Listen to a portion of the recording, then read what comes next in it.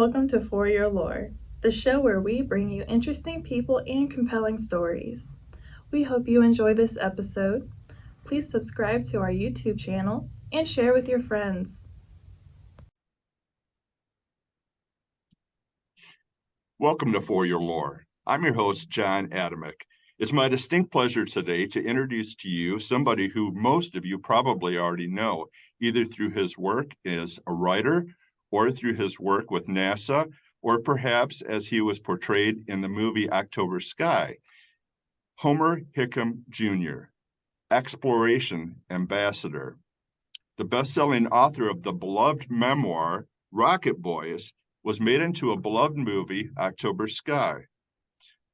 Homer has written many best-selling books, including fiction, nonfiction, and his most recent book, which is another memoir, is Don't Blow Yourself Up, The Further True Adventures and Travails of the Rocket Boy of October Sky. It's a great read, and I'm going to have the link to how you can find a copy of this and possibly get a signed copy from Homer himself at some point following this broadcast. So thank you so much. And Homer, thank you so much for joining me today. Well, thank you, John. It's great to be with you and your listeners, and I look forward to our conversation. Thank you so much. I'm going to go ahead and just kind of admit what everybody who knows me is probably already saying is there's definitely an element of starstruck here. I have for years played back some of the parts of your story in my mind as I've helped my children grow to realize their dreams.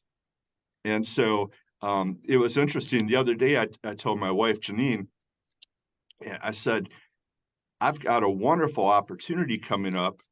The gentleman from October Sky and Rocket Boys has agreed to be a guest on my show. And she goes, "Oh, Homer Hickam."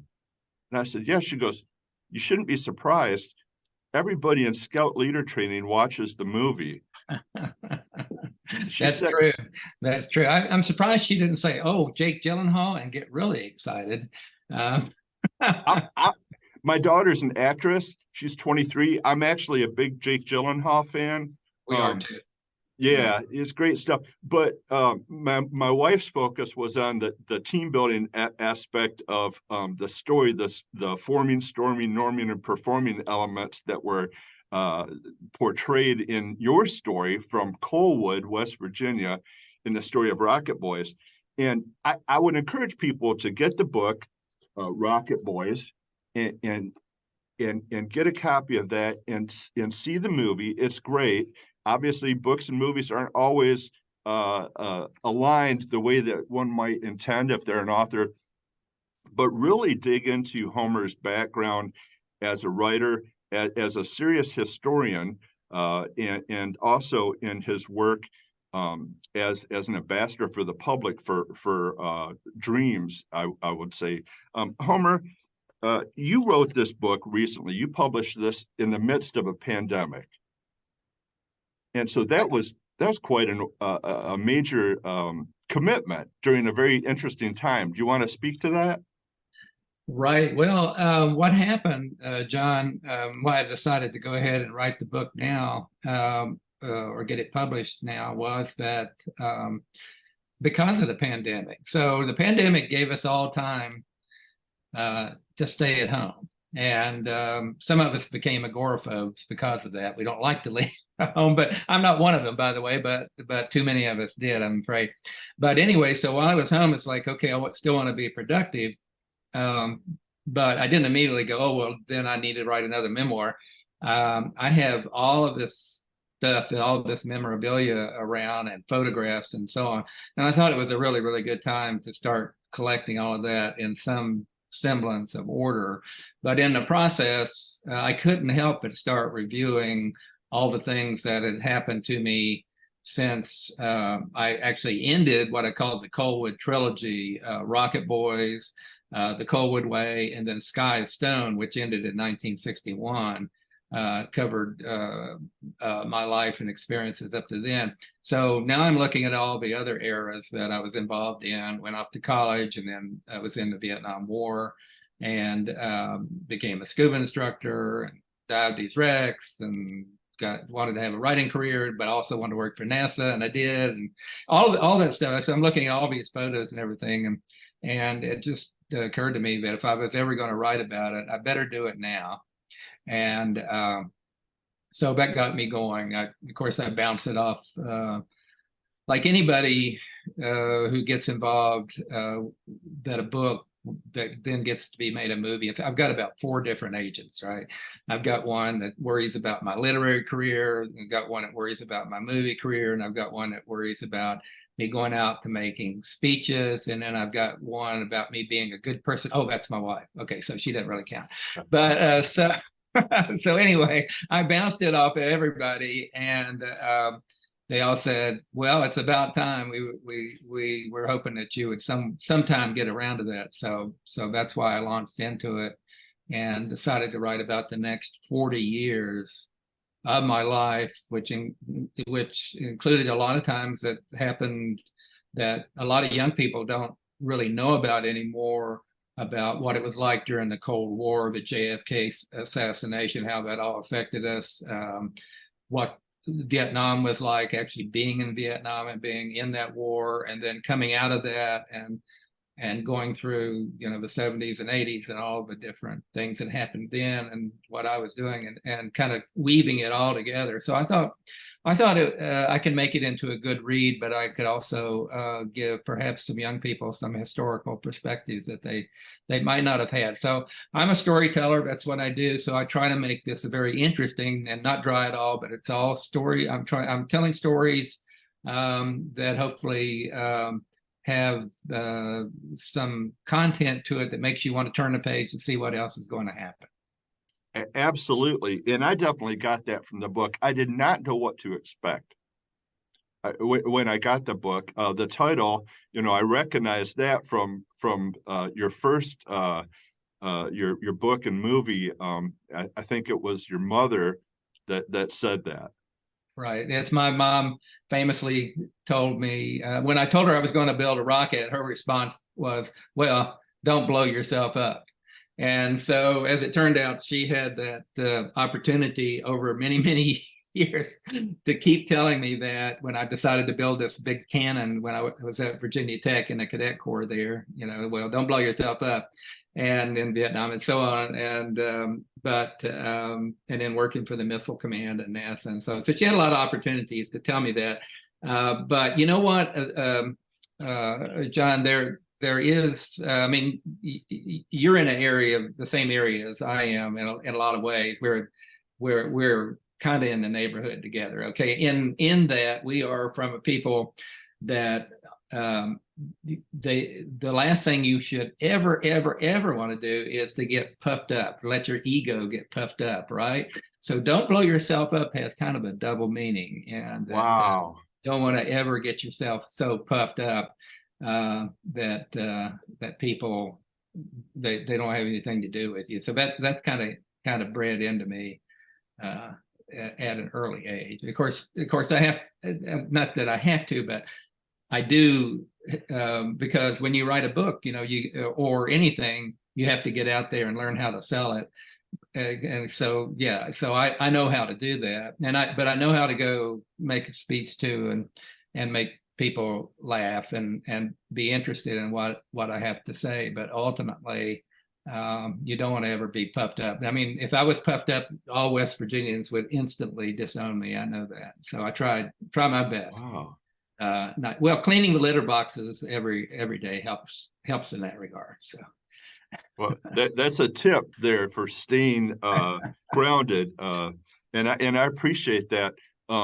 Yeah, it doesn't take me long. I've been blessed. My wife and we've been together for a number of years, and she helps me to stay. I think most recently she told me I'm not as funny as I think, which was very helpful, and I was very grateful to have that in my life.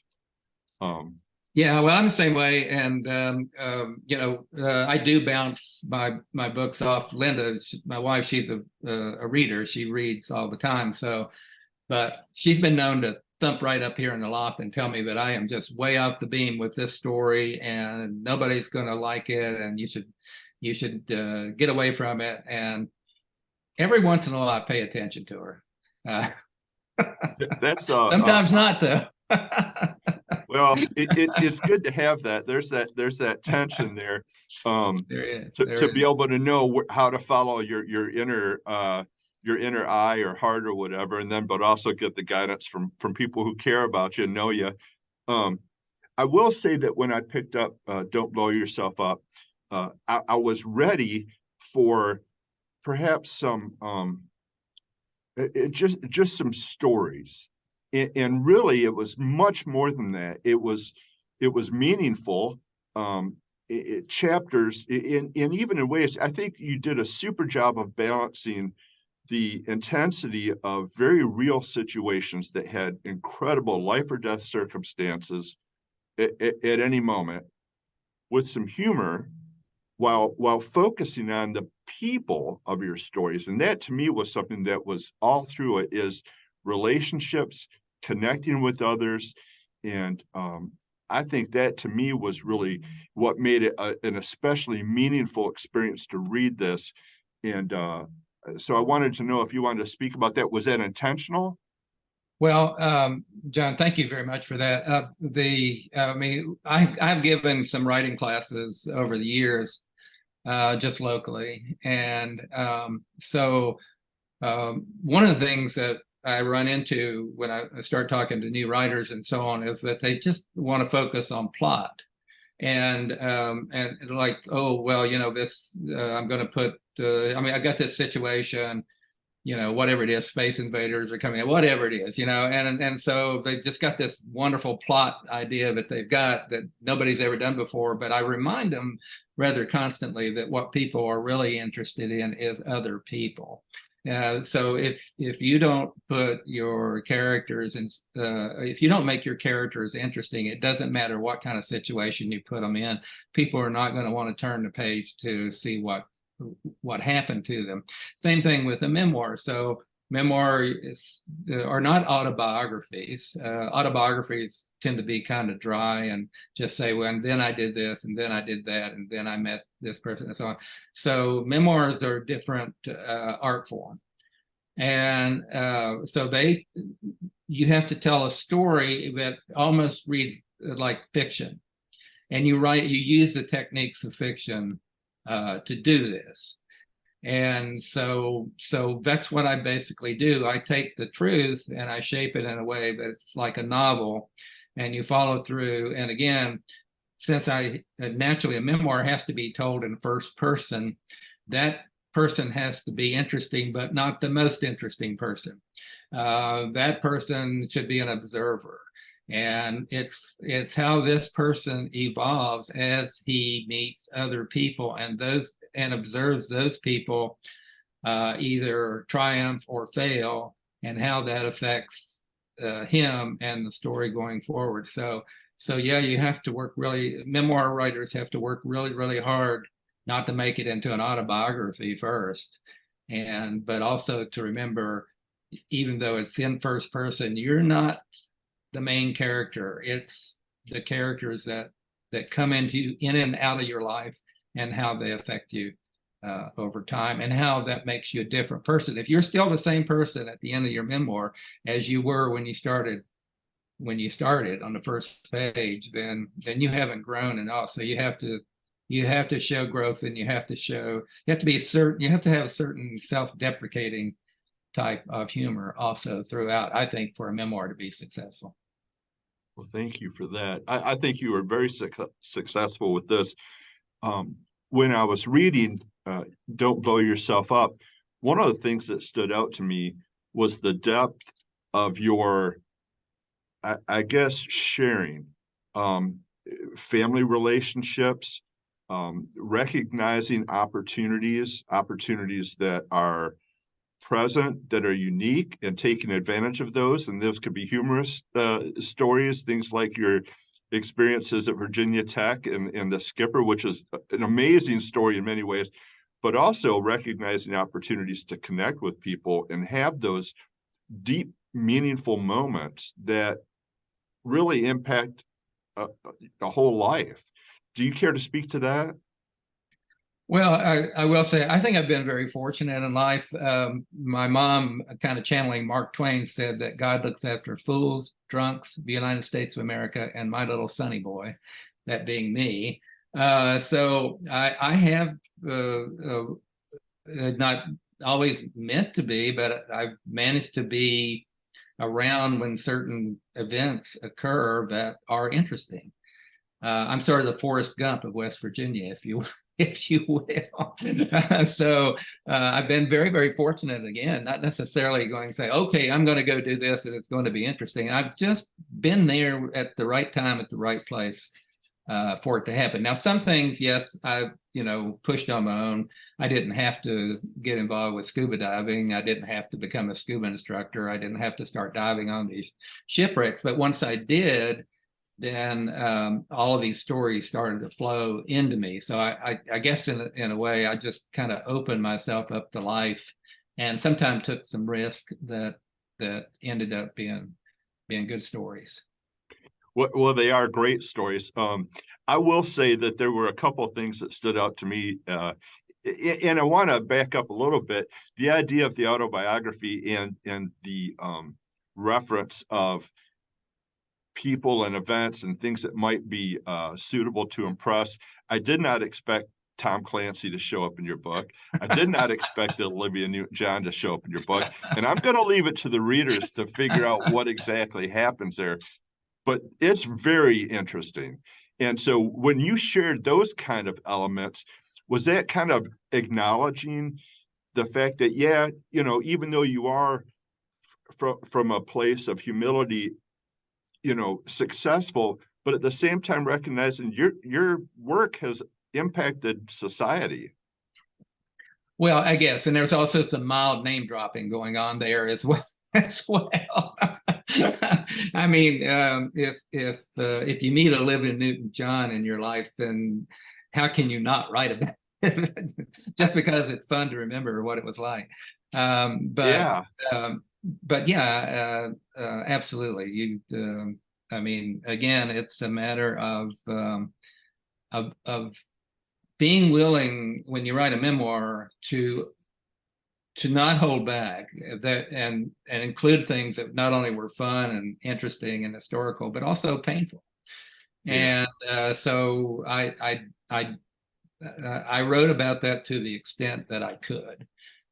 There were some cases where I really needed to be protective of people who were around me. Sure. I had a certain responsibility to them, even though I could have said, well, they didn't do right by me or whatever. It just, looking back in perspective, almost every time that I was involved with some conflict with some person, I was as much at fault, or probably more at fault than they were. And so you'll notice that for the most part, when I write about some of the problems with folks that I had working at NASA, with the astronaut corps and so on, I'm very careful not to mention any names. And also, I hope that I indicate that I was as much a problem as they were. But again, that's a matter of perspective. When you're in that pit, if you will, working with people, it doesn't matter who you are or who they are. I mean, you're going to have friction. And but now I'm at the age of perspective to look back on it, even though at the time I was, might have gotten angry or they'd gotten angry at me. I can't think of anyone that I write about in this book, but now we aren't really good friends, even though at the time we might have, but we were all trying to do what we thought was right at the time. And but if you don't bring out that to the extent that you can in a memoir, then you're being false to your reader. So to the extent that you could, while still having a certain amount of responsibility to other people, that type of conflict needs to be brought out. Absolutely. Thank you for that. I was thinking before I started reading the book that what I knew about your path was you did something extraordinary with a group of people in an extraordinary community as a young man, and that opened up some opportunities. And I really thought, the path was pretty clear from that point on. But when I read this book, it was not just a straightforward path for you. I mean, you like you mentioned the scuba diving, but really going to Virginia Tech, going into the military and your service there, and I kind of took away that you were really considering what path you would follow. Is that accurate? Yeah, that's very accurate. I mean, for those folks who see the movie, and I totally understand it, and to a certain point extent, reading the book was like, oh well, Homer, he was a member of the Rocket Boys, and they were coal miners' sons, and they in the late 1950s, and they almost blew themselves up, but ultimately for because of their wonderful science teacher and their mom and the people of Coalwood, they learned how to build these rockets and went off to the National Science Fair. And then Homer got to go work for NASA. So Yep. so you're Yeah. right. That was all compressed, and I mean, how else could you not do that? Or you had to do that in the movie. They couldn't say, "Oh well, then Homer, God, he just like almost died in Vietnam or whatever," and then you can't do that. I mean, the whole idea of that movie was to say he, and I can take a way big step back from that and just look at it like anybody else from outside. That boy wanted so much to succeed, especially in the space business, that he built those rockets. He and the other boys built those rockets and had this great success. And then he got to work for NASA. I mean, how else could you really couch that? You really couldn't do it in any other way. Sure. So that's fine. And I don't, for the most part, I don't go around telling people, oh, well, you should have, I didn't quite go straight there, except in this book. Don't Blow Yourself Up does tell all the zigs and zags that had to happen in my life. I was 38 years old before I started working for NASA. I had a lot of life time occurrences that happened way before I finally clawed my way into NASA. But then, that opened up that channel came back from that Rocket Boy back in Coalwood, West Virginia. Now I could look at it, almost just forget everything that happened in between and look at it just as that boy and forget about that period to a certain extent. So, oh my God, I woke up every day and said, oh boy, I get to go work for NASA, and that wasn't the Homer Hickam, the Vietnam veteran, the Virginia Tech graduate, they in the military for 6 years and in the scuba instructor. That wasn't that guy. It was that boy. And so it was that boy that woke up every morning and said, get out there, get to work there, Hickam. This is great. You're working for NASA. So yeah, yes. It was a great thrill. It's wonderful. And I work in human resources, and I find a great deal of enjoyment of hearing how people's life path follows, and it's not always linear. It's very often circuitous, or there's some other way that people realize their goals, and not necessarily always in their vocation. They might be doing one thing, but their heart's somewhere else, and they're able to enjoy that work, whatever it is. My wife does crafts, art, things like that, scouting. And so my wife's very active, and I've learned a lot from her in that regard. You are. I mean, that's very true, John. And of course, with the writing, I knew that I wanted to be a writer. I wanted to be a professional writer, but I also knew that I needed to pay the bills. So, I mean, I've been very, very fortunate to have the success that I had, but I might not have.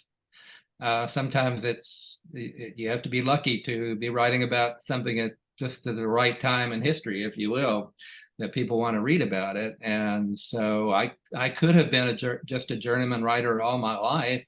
I was satisfied that. I mean, I loved to write, and I got all kinds of articles published, long before I started getting books published and so on. So, so that was just a big percentage of my life, but it wasn't all my life. I recognized that that I did need to pay the bills, and I was also doing something interesting on the side, if you will, working for NASA and doing the other things. So.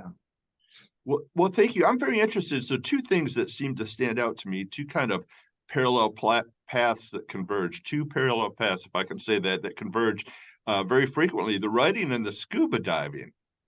And so I'd be interested, and I think folks that watch this will be interested, why is writing so important to you? You've written a lot of books. I mean, you've had a very prolific career, published. Yeah. Well, I think, of course, the easy answer and the 99% of it is that I love to read. You can't be a really good writer if you're not a really good reader. And because that's really the best way to learn how to write, is to read and then find authors that really work for you, that you want to look for more of their work. You know who those authors are, and they basically teach you how to write, if you pay attention, if you read it that way. To a certain extent, when you become an author, it ruins a little bit your reading, because you're always reading and thinking, I don't think I would have put it that way, or you realize you turned to several pages and enjoying the story, and you stop and go, what just happened? What did this author do? It made me want to turn the page. So really, I do think the best way to learn how to write is to be a good reader. So from the very beginning, I was a good reader. I started reading well before I went to school. My mom taught me to read, and she was a big reader, and my dad was a big reader. We had all kinds of books all over the house. People are always surprised at that, growing up in a place like Colwood, West Virginia, but you got to realize we didn't have TV or anything like that back then, and so people tended to be readers. They remember a book of the month club, and my parents were a member of like 3 or 4 book of the month clubs. We had new books coming in all the time, and I was, as I have written over the years, my dad and I didn't have a relationship where we could sit down and talk very well together, but I would pick up a book that he was reading or just finished reading and read it, just to find out what my dad was thinking. So I was always intrigued by what was going on in his head, and that was a good way to do it. Ultimately, the way that it all came together with the scuba diving was that, I wrote for the college newspaper, so I had started and writing just short stories for myself and that kind of thing.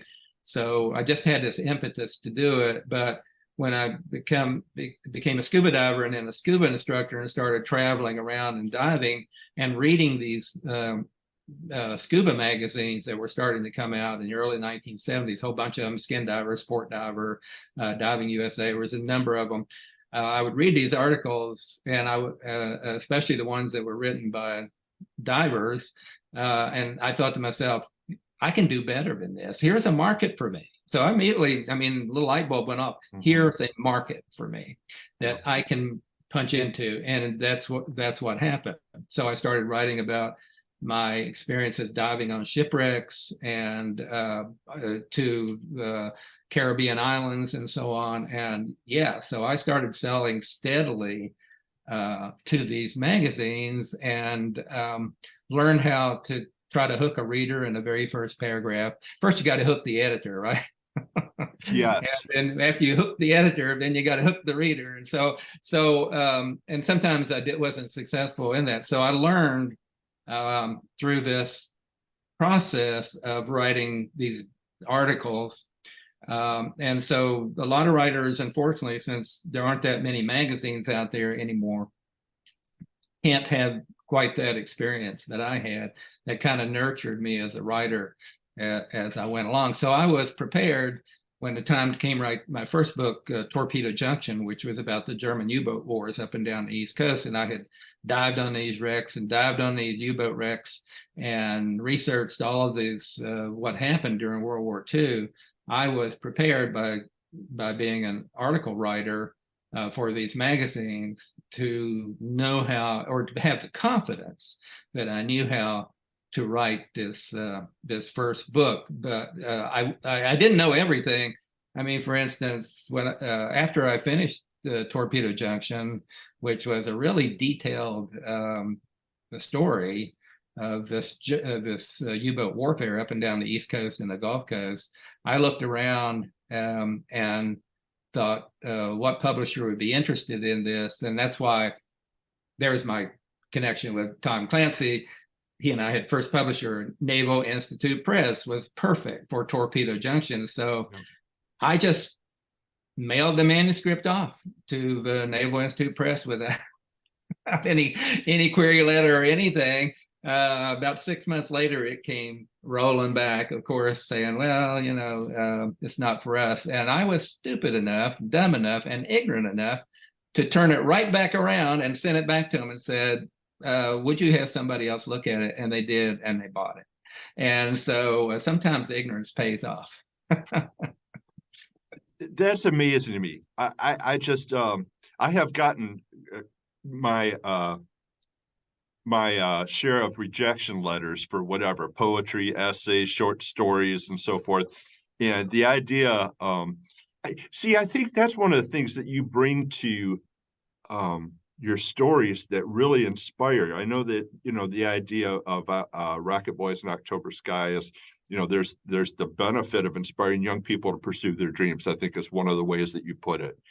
But the idea that, initiative, innovation, persistence, dedication, just really thinking outside the box and following through on a project, that certainly was reflected in your early work, but it sounds like it's been kind of a keystone for your career, that you not in a way that irritates people, I wouldn't think, but just, we're going to get this done. We're going to find ways to make this happen. And I think what you just shared, kind of, even in your writing, you're doing that. It's like, I don't know that I would think to do that. Well, I probably wouldn't do it today. I'm sure I wouldn't do it today because I know better, right? I know now that that's not going to work, but actually it did work. And so to a certain extent, I know where a little bit of that comes in. It's from the people that I was raised with, those coal miners who got up every morning, by God, and went to work and made that coal somehow come out of that coal mine, and my dad being their supervisor, and the women there in town, struggling to make sure their kids got properly educated and get out of there. So I saw all of that growing up and absorbed all of that. Made me very hopeful, if you will, and optimistic that you can go get that job done and better times are ahead. So yeah, that may be where that came from. I don't know. But if I can contrast that to a certain extent with the next book, which was almost 10 years later, I thought that I was really born as a writer to write Torpedo Junction. That took a dozen years of deep research and writing and revision and so on before that book was ready. And I just thought that was a book that I was born to write. And then along came Rocket Boys, which, redefined me entirely as a writer. But that was something, it was like almost that I had a certain amount of time had to pass.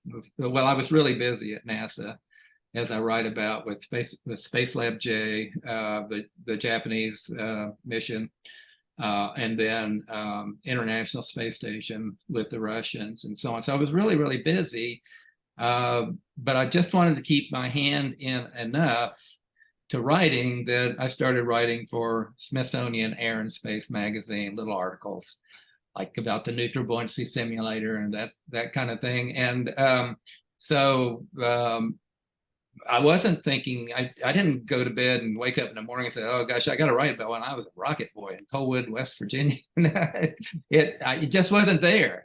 But I was asked to write 2,000 words by the editor Smithsonian Air and Space magazine in 1994. They just needed something, and as Pat Trenner, the editor, said, you got the reputation around the office of being a fast writer. Homer didn't say good writer, fast writer. Can you come up with 2,000 words? And I looked across on my desk, and there sat, I was using it for a paperweight, the only artifact from the Rocket Boys day, a perfectly crafted steel De La Belle rocket nozzle. And I said, Pat, just came to me, Pat, I could write 2,000 words when I was a kid in West Virginia, and I built rockets. And I have to say, she was completely, totally, utterly underwhelmed with this idea. But I did it anyway. Again, ignorance pays off, and they loved it. And that's what ultimately, when that article came out, I started hearing from New York publishers who vaguely knew of me because of Torpedo Junction, and then Hollywood, just based on that article. And they all said, are you going to write a memoir about this? And I said, well, I am now. And so that's what really kicked it off. But it wasn't as easy as I thought it was going to be, John. I like to say I got $1 million worth of psychotherapy I didn't even know I needed when I wrote that book. Wow. So I sweated over that book, and I knew that it had to be good. I sensed that this was an opportunity, a really great opportunity as a writer. But I also sensed there in the late 1990s, it was just the right time to write that book. It was, memoirs were hot for one thing, and also space was a little bit down. We were going into this post-industrial age, so this story just had a lot of legs to it, and it was just the perfect time for me to write this book. So again, I was just very, very fortunate. Well, I think it's amazing, and I'm very blessed to have a copy here. You do. And I was very excited to get this. And we have here the Big Creek Missile Agency. It's a great article. It's very compelling. It does what you said. It moves the reader through, keeps them interested from paragraph to paragraph, and really paints a very compelling picture of innovation and a unique experience. I mean, very few people have been to a national science contest, let alone one, and let alone to have this backstory that I thought you shared in a very meaningful way, and it's humorous. It's not erudite. It's really enjoyable, I think, for somebody like me who has very limited science background. But you did talk, I think, about the good, the challenges, and some of the things that didn't work so well, like your mother's fence. And I thought that was really interesting. The idea of a flashlight and some cherry bomb components. I could relate to that.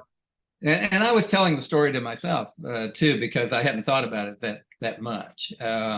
So in the process of writing that, and I do like to bring humor into everything that I possibly can with writing, and so it was natural. But it did work, and then it did attract attention. My telephone almost melted down from parents and teachers calling me who read that article that was like, oh my goodness, this is something that I'm gonna make my kid read it.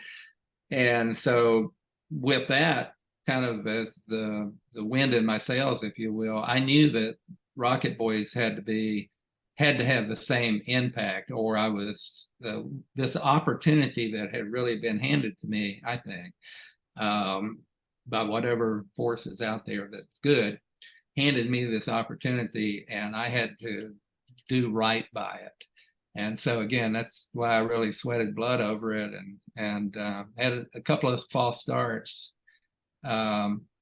before I really figured out how to write this book. Ultimately, this Rocket Boys had to be written by the boy who lived it, and that meant I had to get back inside the head of little Sonny Hickam in the late 1950s, who had never gone anywhere, never done anything like had happened to me in the years that I write about in Don't Blow Yourself Up. And so that was a real challenge, to get inside of his head And that's where I say I got the $1 million worth of psychotherapy I didn't even know I needed. Let's find a little Sonny and let him tell the story. I think that's good advice for anybody who wants to really give some thought to where they're at in life and how they've got there and where they're going. And I want to be mindful of your generous gift of time today, but two things that really kind of, as I was preparing for today, that really stood out. First of all, the idea of being an ambassador. So this week I had the unique experience I've never had before. I served as jury foreman on a felony trial.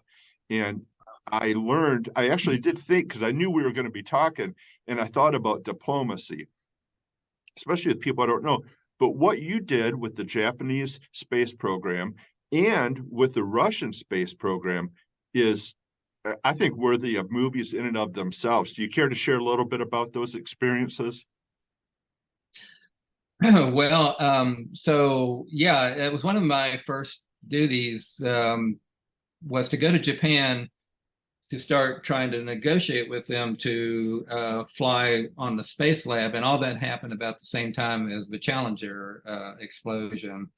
And so when I came back, we had a little while before I had a reassignment. And fortunately, it was an assignment to go back to Japan, this time to help train the Japanese astronauts and also the American astronauts that were coming over. So what we were dealing with there was a true clash of cultures. And so as the training manager, it's part of my job is to bring those two cultures together, which I understood our culture naturally, and to a certain extent, the astronaut culture, but only to a certain extent because I'm not an astronaut. And then I had to learn the Japanese culture as well. Fortunately, I had some help from the Japanese themselves, who assigned me a wonderful assistant. But there was still that cultural clash that we had to get over between us on how we would approach essentially training and team building between these two cultures. So I write about that and don't blow yourself up, hopefully in a more interesting way than I'm telling it here. And then with the Russians, that was another big culture clash. So we flew Space Lab, it was called Space Lab J. We flew that successfully, but again, it was the result of a great deal of tension sometimes between crew people, between me as the trainer and the others all around us. But ultimately, we did fly a very successful mission. Going over and negotiating with the Russians, we weren't exactly sure how to even begin on that, in that it was after the Soviet Union had fallen. But it turned out that my Rocket Boy story was very helpful in that regard too. I found myself with my team of trying to figure out how we were going to train their cosmonauts, how they were going to train our astronauts, and then part of that was then how we're going to put this whole space station together.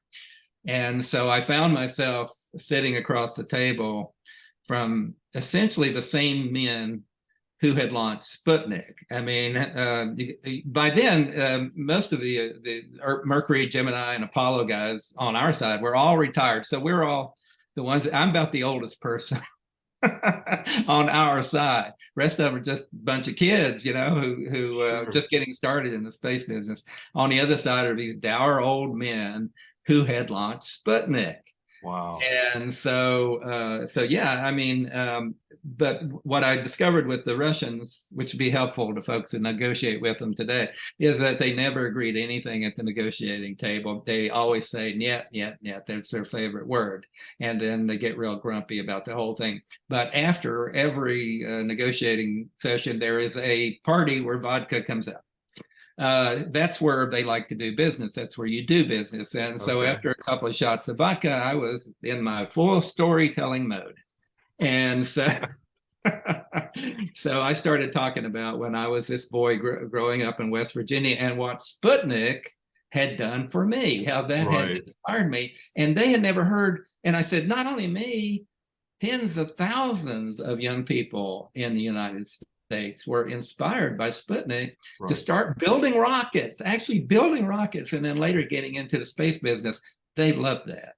It's the first time they had ever heard that. So they were much more amenable toward what we were trying to do at that point, because we had made this connection. So I write about that and Don't Blow Yourself Up also, about what that was like working with the Russians, and it was good. It worked out in the end. So. That's amazing. One of the things as I was reading through, I thought this title for this book, Don't Blow Yourself Up, really rang true, because there's a lot of situations where you could have literally been blown up. It wasn't just I guess a hyperbole or anything like that. I mean, you have been in some very serious situations physically, even scuba diving.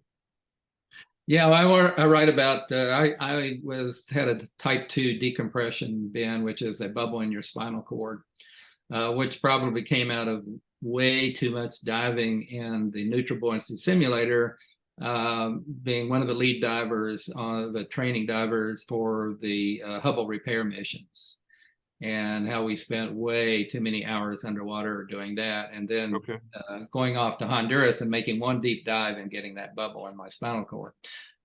So that was that's something I cover also, and Don't Blow Yourself Up, and hopefully also in an interesting way, and what it took to overcome that and survive, really.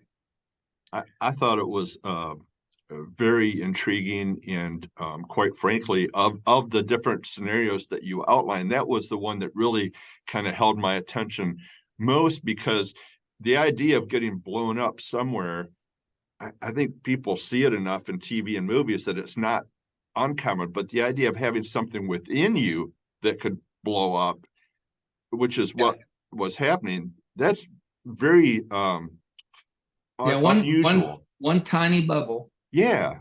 That's all it takes in your spinal cord to interrupt all that circuitry. And so, yeah, I mean, I certainly learned, I learned how to get welding oxygen into a scuba tank, for one. I read that stuff. I mean, I was like, this is MacGyver meets. It was MacGyver. All these different elements, just amazing. I got my son a sticker. It's MacGyver University, improvise or die is their slogan or something like that. And but I mean, your whole life. I encourage people to read the book, get a copy of Don't Blow Yourself Up.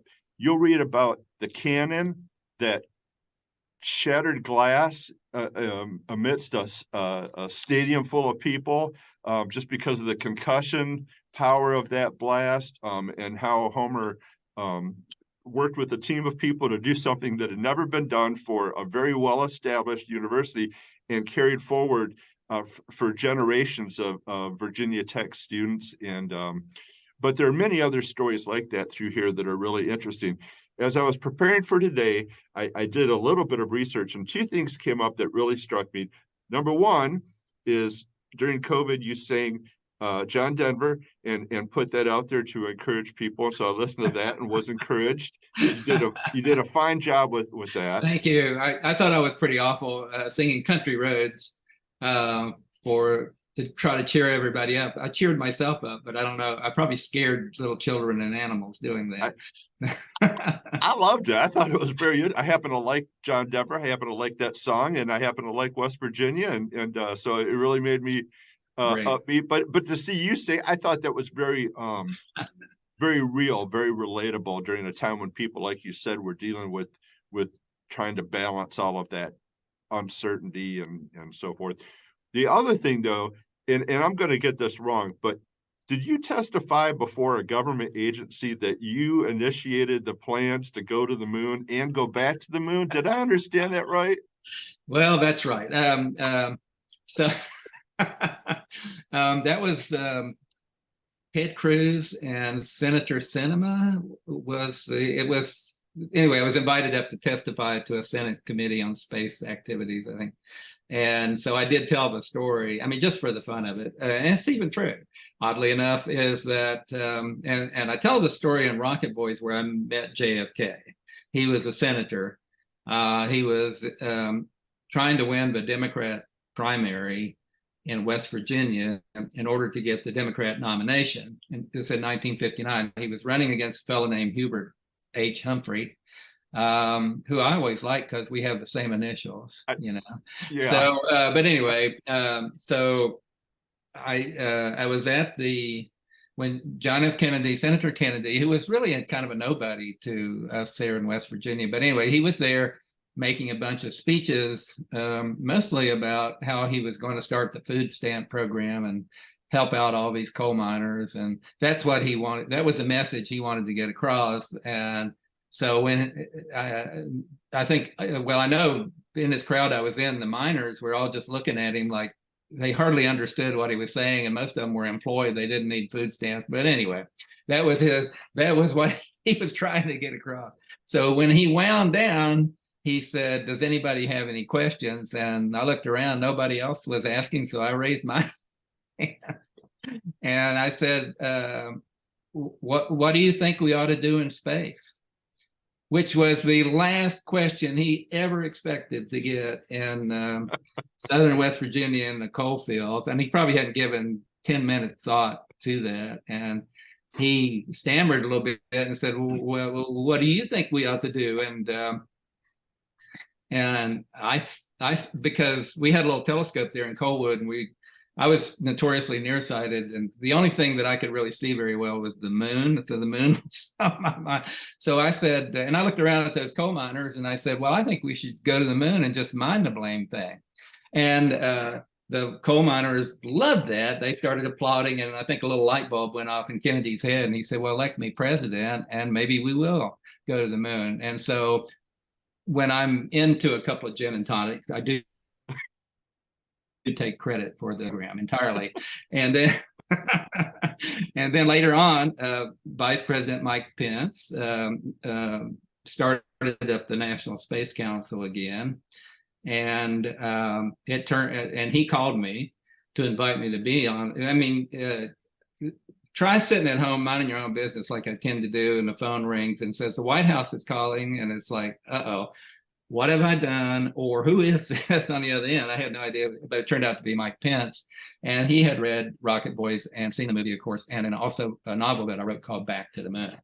And so I gave him essentially the same message as I did JFK when he asked me what he thought that we should do. And I said, well, we should go back to the moon and mine the blame thing. You know, same message. I haven't changed in all years.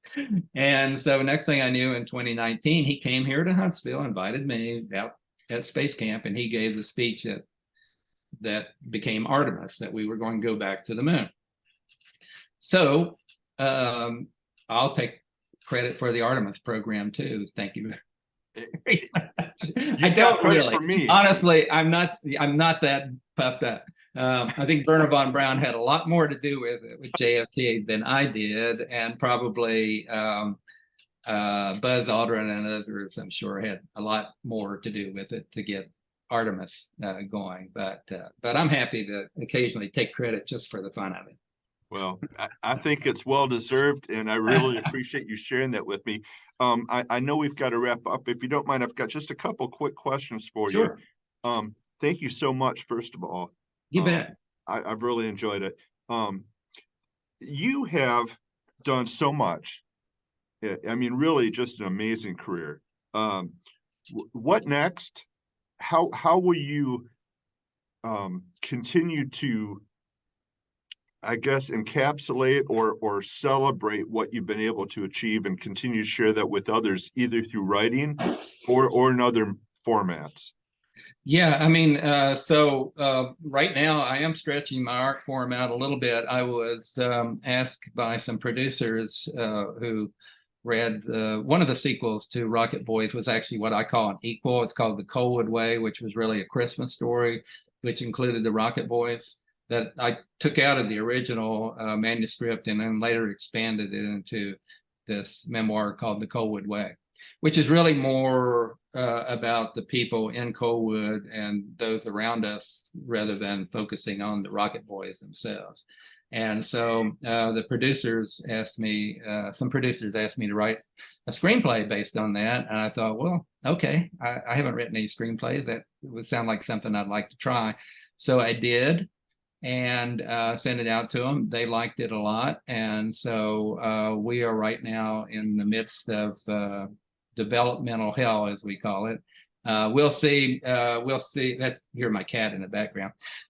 We'll see if I'll believe it when I sit down with the popcorn, you know.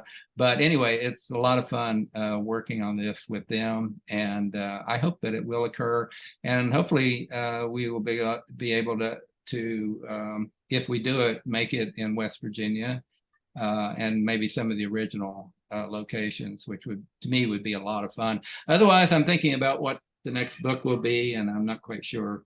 Maybe I'll write about my cat meowing. I don't know. I did write a book called Paco, the Cat Who Meows in Space, which is also included in Don't Blow Yourself Up.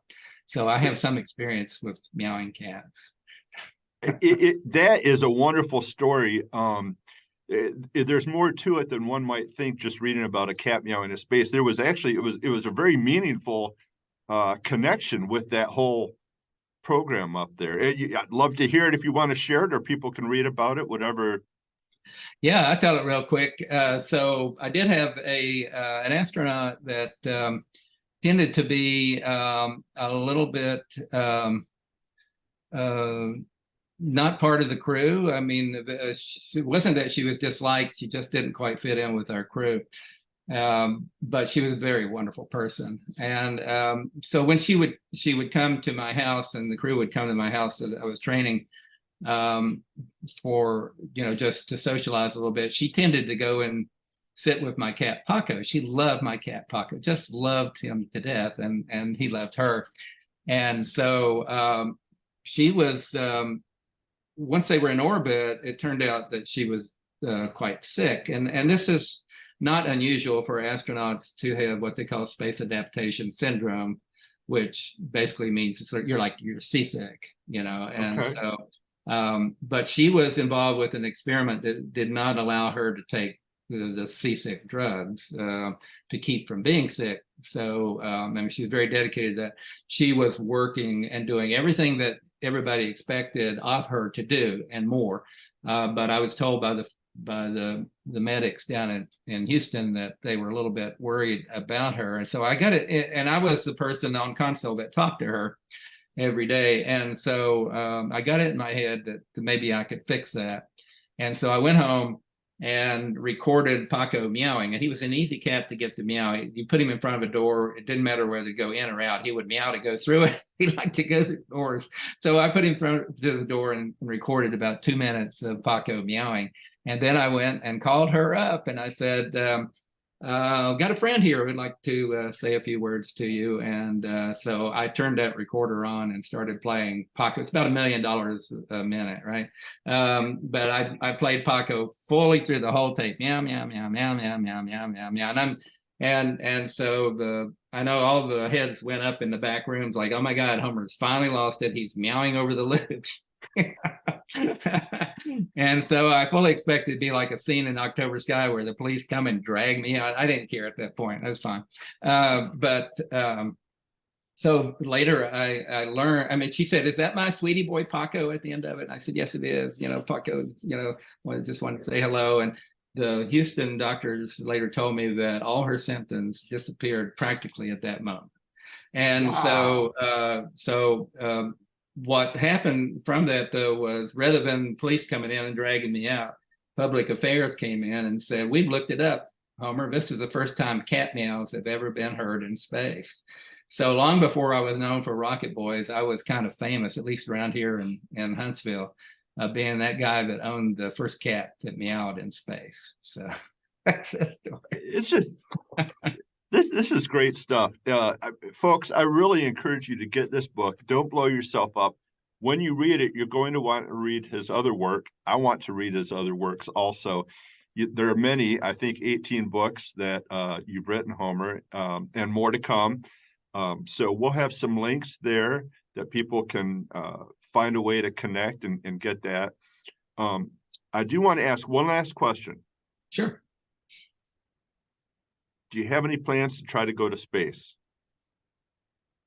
Yes, I'm always trying to convince somebody to let me go. So I used to say when I worked for NASA, I was going to get in one of those mid-deck lockers right before I retire. Surprise everybody when you open it, there's Homer, dead or alive. There it be. But so that didn't work out. So yes, I've heard. I was actually told by Blue Origin that I would be on the short list.